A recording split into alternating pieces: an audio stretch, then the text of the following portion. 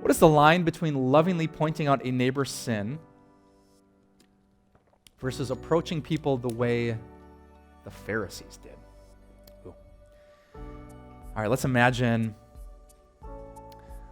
your best friend is gossiping. Just trash talks everyone. Let's assume, for the sake of the argument, she comes to the same church with you.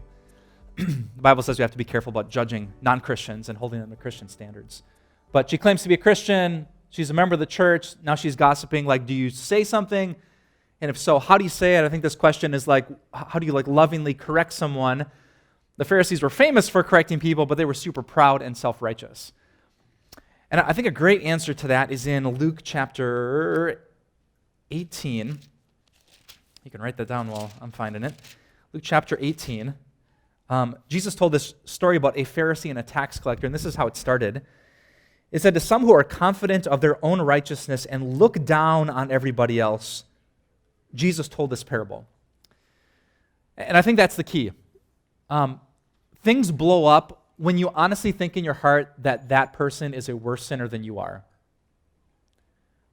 When you look at someone's behavior and instead of being heartbroken that they're hurting themselves or the people around them, it frustrates you, because why would you ever do something like that? Because you don't do it?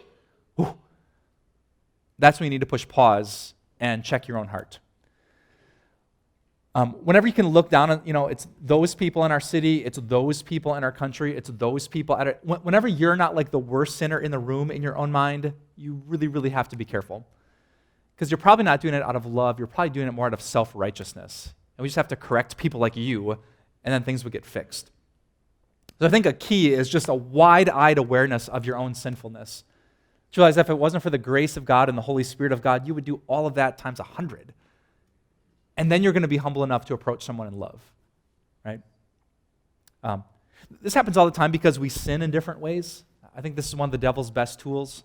So let's imagine you're married, and let's imagine your husband struggles with sexual temptation and pornography, and you just don't get it. I mean, it's so hurtful, and you've talked to him about it, and it didn't just happen once or twice, but 5 times and 10 times, and you're so frustrated because he should just stop, right? But the problem is if you don't realize that there's something just like that, you have your own version of pornography that hurts him, and he's talked to you about it, and you don't just stop it.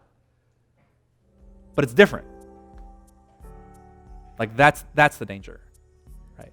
When your sin is so easy that we should turn it off like a light switch, but mine's more complicated and you don't understand, then you're in Pharisee mode. But when you really understand, sin is difficult to say no to, I totally get it. I lose the battle 1,000 times, but you know what, brother, sister, I'm really concerned about what I'm seeing in you, and I want to talk to you about it. You're going to have a humble, compassionate, forgiving heart. So look in the mirror, be very aware of your own sinfulness. You'll have the humility that you need to approach sin well.